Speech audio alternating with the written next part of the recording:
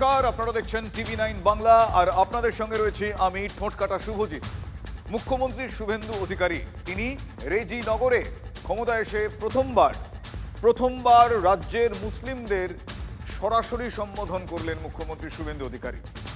আর যার জন্য তিনি রেজিনগরকে বেছে নিলেন। বারবার যে জায়গা জ্বলে উঠেছে সংখ্যালঘু বিক্ষোভের নামে, ফলে খুব সচেতনভাবে, যাকে বলা হয় কনসিয়াসলি, তিনি রেজিনগর বেছে নিলেন। দাঙ্গা হাঙ্গামা হয়েছে এখানে, আপনারা জানেন। তৃণমূলের রাজনৈতিক লাভ হয়েছে, কিন্তু গরিব মুসলমানদেরই বিপাকে পড়তে হয়েছে। সেখানে গিয়ে মানে রেজিনগরে গিয়ে প্রশাসক হিসেবে প্রথমেই মুখ্যমন্ত্রী বুঝিয়ে দিলেন যে বিক্ষোভের নামে এই যে ভাঙচুর, দাঙ্গা হাঙ্গামা একেবারে বরদাস্ত করবে না বর্তমান সরকার। প্রশাসনের সর্বোচ্চ জায়গা থেকে মুখ্যমন্ত্রী শুভেন্দু অধিকারী তিনি পুলিশকে নির্দেশ দিলেন স্বাধীনভাবে ফ্রিলি হিংসা দমন করার। আর এটা যদি দুর্বৃত্তদের ভয় দেখানো হয়, এর সঙ্গে মুসলিম সম্প্রদায়কে সরাসরি কাছেও টেনে নিয়েছেন মুখ্যমন্ত্রী। যে ওয়াকফ নিয়ে ওই এলাকায় আগুন জ্বলেছিল, সেই ওয়াকফকেই এবার মুখ্যমন্ত্রী হাতিয়ার করলেন। বললেন মমতার ভুল বোঝানোতেই অনেক ওয়াকফ রেজিস্ট্রেশন না হয়ে সংখ্যালঘুদের হাতছাড়া হয়ে গিয়েছে। সেটা আজ রেজিনগরে দাঁড়িয়ে তিনি বললেন সংখ্যালঘুদের। পাশাপাশি তিনি হিংসার কথাও উল্লেখ করলেন। ভোটের আগে সেই সুরটা শ্রমিক ভট্টাচার্য বেঁধে দিয়েছেন, আপনাদের মনে আছে? উনি বলেছিলেন মারছে মুসলমান, মরছে মুসলমান।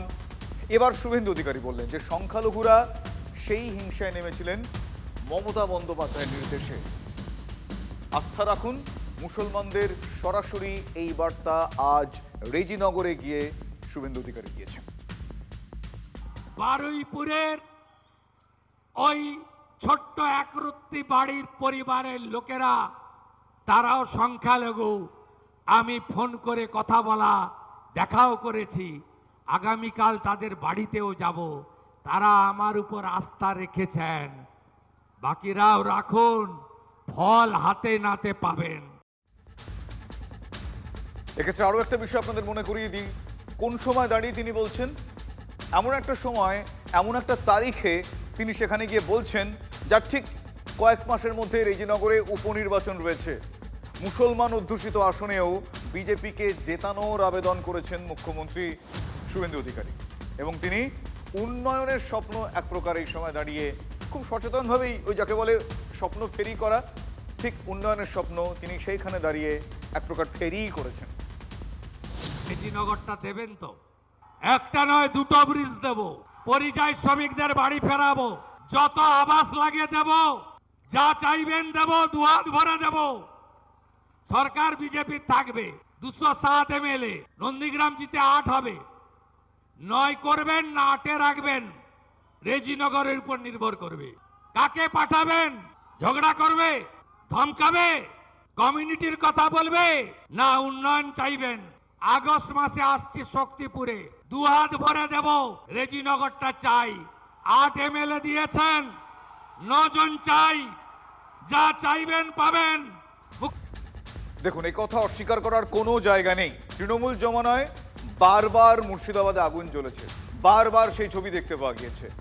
বর্তমান মুখ্যমন্ত্রী শুভেন্দু অধিকারী তিনি এক প্রকার আশ্বস্ত করলেন যে সে সব অতীত। দাঙ্গা এড়াতে পুলিশকে মুখ্যমন্ত্রী একটা ফর্মুলা দিলেন। কি ফর্মুলা? তিনি বললেন ডু ইট নাও। মুর্শিদাবাদ জেলায় সার্বিক ডেভেলপমেন্ট আমরা করব। ল অ্যান্ড অর্ডার ঠিকঠাক থাকবে। রেল লাইন ভাঙা, রেল জ্বালানো, বাস পোড়ানো, থানা পোড়ানো, বিডিও অফিস জ্বালানো, পুলিশকে মারা, পুলিশকে শাটারের ভিতরে ঢুকতে হওয়া, এইসব অতীত। আর এখন থেকে এগুলো হবে না। পুলিশকে খুব ক্লিয়ার ইনস্ট্রাকশন দেওয়া হয়েছে, ধুলিয়ান, শামসেরগঞ্জ, বেলডাঙ্গা, রেজিনগর, শক্তিপুরের মতো ঘটনা ঘটলে কাউকে ফোন করার দরকার নেই। আপনার ভারতীয় ন্যায় সংহিতাতে যা বলা আছে, আপনার অশোক স্তম্ভ, আপনি যে ট্রেনিং নিয়ে এসছেন, আপনি যে শৃঙ্খলিত বাহিনীর ট্রেনিং নিয়ে এসছেন, সেই অনুযায়ী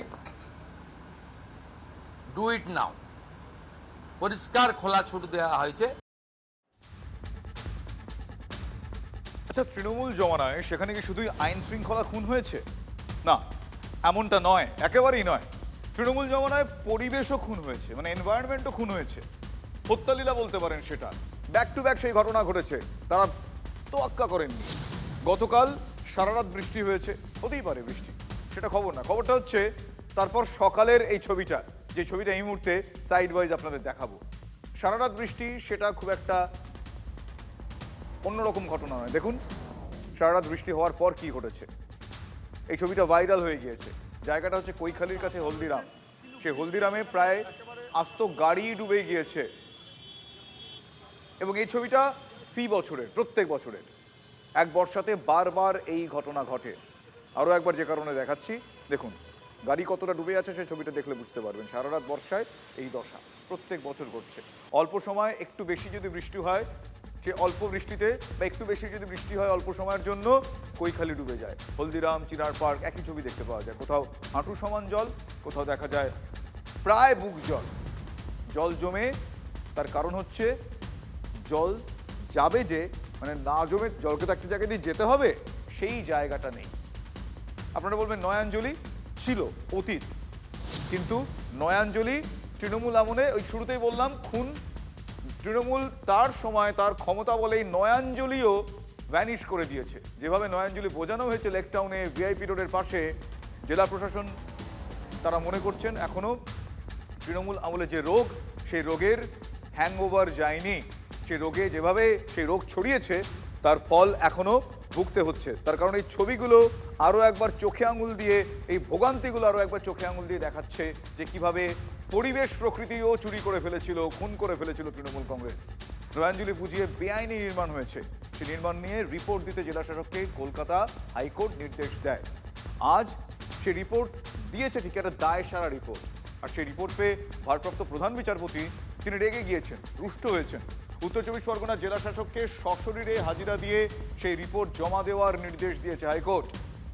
আচ্ছা, এই যে নয়াঞ্জলি বুঝিয়ে দেওয়া হলো, দিনের পর দিন চললো, অনেকে দেখলেন, অনেকে দেখেও দেখলেন না, বা দেখে কিছু বলার সাহস পেলেন না, সব কিছু চললো কার নির্দেশে বলুন তো? এই কুকীর্তি কার জানেন? দেখুন, গুগল সার্চ করলে দেখা যাবে সব থেকে বড় জলজ প্রাণীর নাম কি। নাম বেরোবে, দেখবে সুজিত বোস। যেরকম জল হচ্ছে জল খেয়ে তার নাম হচ্ছে সুজিত বোস। কারণ এত জলাজমি খেয়ে ফেলেছেন উনি, হজম করেছেন, ওর থেকে বড় জলজ প্রাণী পশ্চিমবাংলায় নেই। সুজিত বসু বিধাননগরের প্রাক্তন বিধায়ক, সেই সূত্রে লেকটাউন বাঙুরের প্রাক্তন মসিহা।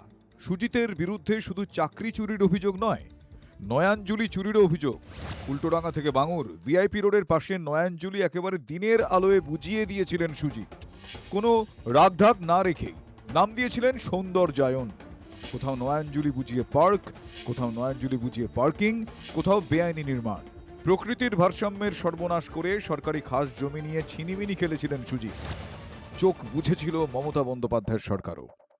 বিগত সরকার থাকাকালীন হাইকোর্ট রায় দিয়েছিল ওই জলা জমি পুনরায় উদ্ধার করে স্বাভাবিক জায়গায় ফিরিয়ে দিতে। সেই হাইকোর্টের রায়কে ইগনোর করে সরকার চলেছে। নয়াঞ্জলি বোঝানো, জবরদখল এবং বেআইনি নির্মাণের অভিযোগ নিয়ে কলকাতা হাইকোর্ট আগেই জেলা শাসককে রিপোর্ট জমা দিতে নির্দেশ দিয়েছিল। আজ নয়, 2022 সালে। জবরদখলের অভিযোগ সত্যি মেনে নিয়েও হাইকোর্টের নির্দেশ মেনে রিপোর্ট জমা দেননি জেলা শাসক। 15 জুন চূড়ান্ত বিরক্তি প্রকাশ করে হাইকোর্ট। তারপরেও দায়সারা রিপোর্ট জমা জেলা প্রশাসনের। গ্রুপ ডি স্টাফের ফাইল করা রিপোর্ট দেখে তীব্র ক্ষোভ প্রকাশ করেন ভারপ্রাপ্ত প্রধান বিচারপতি তপব্রত চক্রবর্তী। বিচারপতি চক্রবর্তীর প্রশ্ন, জেলা শাসককে আসতে বলুন, উনি কি নিজেকে ডিভিশন বেঞ্চের চেয়েও বড় মনে করেন?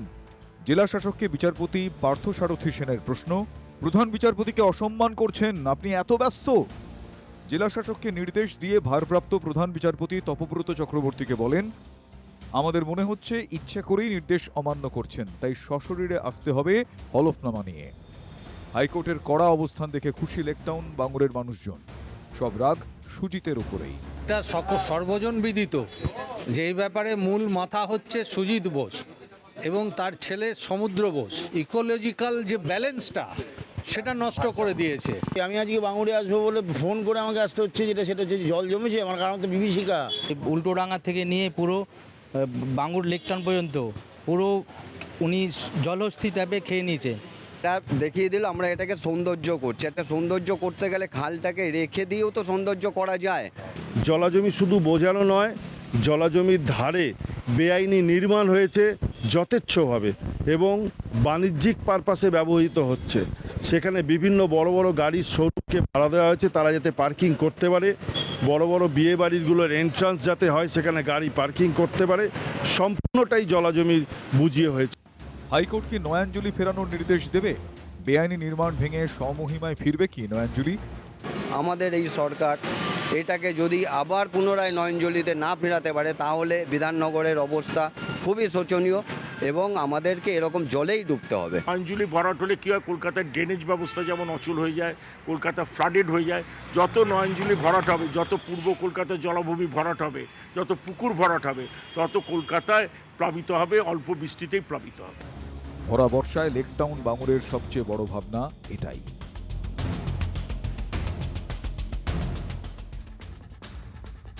পরিবেশের ওপর অপরাধের তৃণমূল জমানায় পরিবেশের ওপর যত রকম ভাবে অপরাধ করা হয়েছে সেটার বিশ্বাস করুন অন্ত নেই।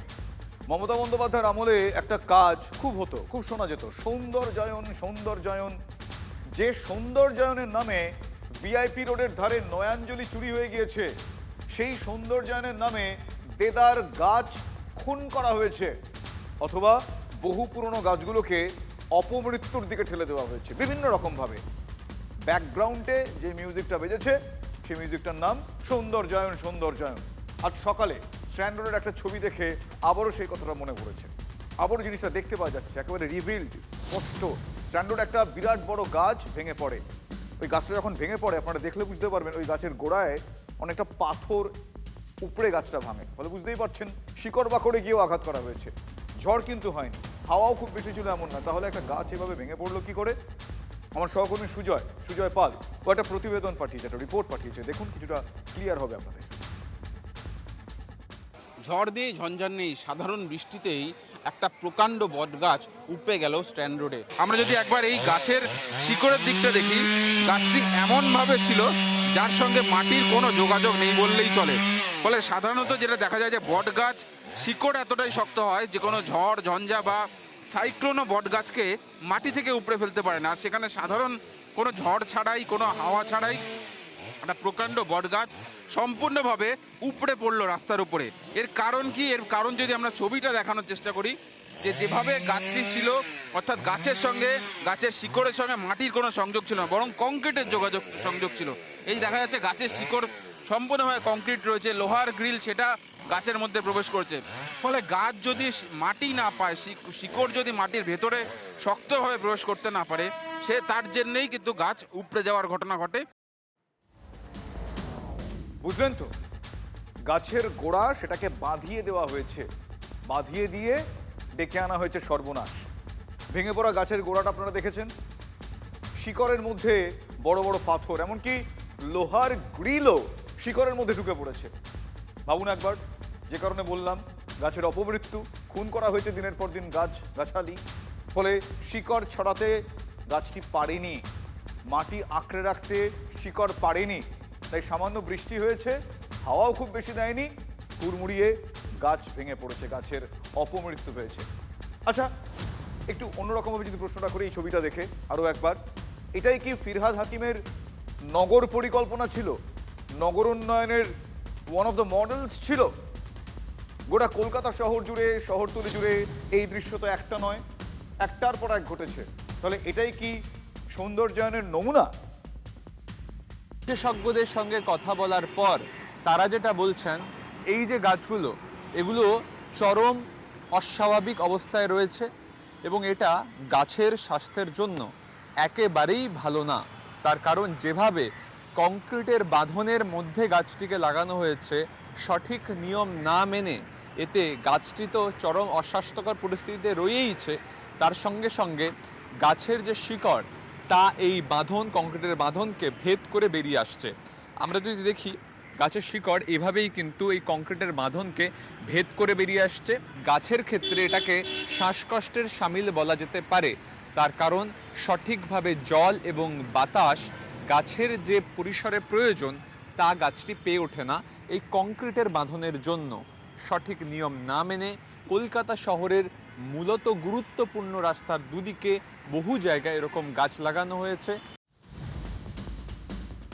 শহর জুড়ে গাছের কি সর্বনাশ হচ্ছে, পরিবেশ প্রযুক্তিবিদ সৌমেন্দ্রনাথ ঘোষ তিনি আমাদের জানিয়েছেন। একবার তার কথা শুনুন, একটু মন দিয়ে শুনুন এবং একটু মন দিয়ে ভাবুন। 15টা বছরে পরিবেশের কি ধরনের ক্ষতি, কি বিপুল ক্ষতি তৃণমূল কংগ্রেস করেছে টের পাবেন। শুনুন। প্রত্যেকটা গাছ ডিসব্যালেন্স কন্ডিশনে আছে। আজকে কলকাতায় দেখা যাচ্ছে যদি 20 কিলোমিটারে বেশি বেগে যদি হাওয়া দেয় তাহলে সবগুলোই গাছই ভেঙে পড়ে। তার প্রধান কারণ হচ্ছে গাছের তলায় শিকড়গুলো খুব আলগা হয়ে গেছে, কারণ শিকড়গুলো জল পাচ্ছে না, মাটি পাচ্ছে না, কারণ কংক্রিটাইজেশন হয়ে গেছে। এবার যদি জল না পায় ন্যাচারালি শিকড়গুলো লুজ হতে আরম্ভ করে। আজকে আমি দেখাচ্ছি, এই যে এইখানটা এইটুকু যে জায়গা, এইটাতে রাবিশ পড়ে আছে, জঞ্জাল পড়ে আছে, এটা মাটির তলে যেতে পারছে না। প্লাস্টিকগুলো গাছের তলে আছে, সেটা আরও ভয়ানক। তো যেখানে যেখানে পরিবেশগত এরকম অপরাধ হয়েছে, এটাকে আমরা বলি এনভায়রনমেন্টাল ক্রাইম। তার জন্যে আগের অবস্থায় তাকে রেস্টোর করা দরকার, আগের অবস্থায় ফিরিয়ে আনা দরকার। এ রাজ্যে সরকারি বিমা নিয়ে বড় ঘোষণা করলেন মুখ্যমন্ত্রী শুভেন্দু অধিকারী। যারা আয়ুষ্মান ভারত পাবেন না তাদের জন্য মুখ্যমন্ত্রী স্বাস্থ্য বিমা যোজনায় 5 লক্ষ টাকার ফ্রি চিকিৎসা। শুধু পশ্চিমবঙ্গে নয়, পাশাপাশি গোটা দেশে সেই কার্ডের সুবিধা পাওয়া যাবে। রেজিনগরের সভাতেই কথা ঘোষণা করলেন মুখ্যমন্ত্রী শুভেন্দু অধিকারী।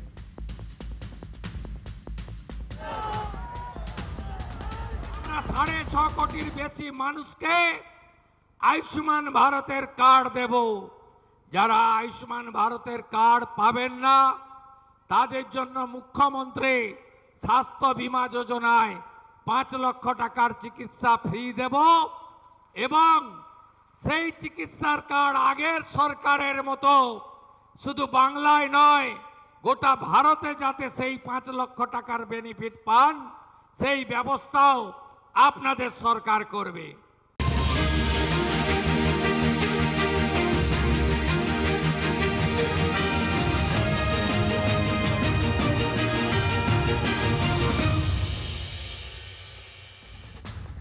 মেদিনীপুরে স্কুল ছাত্রকে যৌন হেনস্থা করা হয়, অভিযোগ এমনটাই। আটক অস্থায়ী কর্মী।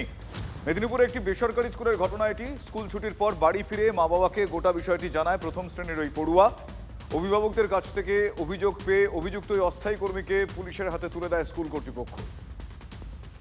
ছেলেকে স্কুল থেকে আনতে আসে, তো ছেলে স্কুল থেকে বেরিয়ে আমাকে বলে যে মা একটা ব্যাপার হয়েছে, আমি বাড়ি গিয়ে বলি। বাড়ি যাওয়ার পরে ও যেটা সবার প্রথমে বলে, বাথরুমে যায়, ক্লাস চলাকালীন বাথরুমে যে মেল অ্যাটেন্ডেন্ট ছিল ওর সাথে মলেস্ট করে। এটা পস্কো অনুযায়ী হয়, যেটা সর্বোচ্চ শাস্তি হয় সেটাই প্রত্যাশা করব। প্রথমেই মনে হচ্ছে আমার সমস্ত গার্জেনদের যারা আমার সহযোগী আছে তাদেরকে জানানো উচিত। তো তারা প্রত্যেকে আমার পাশে এসে দাঁড়িয়েছে। তারপরে আমরা আবার এসেছি এখানে এবং তারাই আমাকে সহযোগিতা করেছে। পুলিশকে ফোন করতে বলেছে, 1098-এ ফোন করলাম। ফোন করে ওখান থেকে আমরা সহযোগিতা পেয়েছি, 10 মিনিটের মধ্যেও পুলিশ এসছে। স্কুল থেকেও পেয়েছি, কারণ অ্যাকিউজডকে বন্দি করে রাখা হয়েছিল, প্রিন্সিপাল স্যার বন্দি করে রেখেছিলেন। আরো 2-3টে বাচ্চার সাথে হয়েছে, কিন্তু সেই বাচ্চাগুলো আইডেন্টিফাই এখন পর্যন্ত হয়নি, সেটা আমরা জানতে পারিনি। আচ্ছা, বাচ্চাকে কি ধরনের হ্যারাসমেন্ট করা হয়েছে? Orally sexual harassment? হ্যাঁ, যে বাচ্চাদের এখনো তাদের বোধ শক্তিই আসেনি কোনটা গুড টাচ কোনটা ব্যাড টাচ, চরম যেমন অ্যাকিউজড শাস্তি পাক।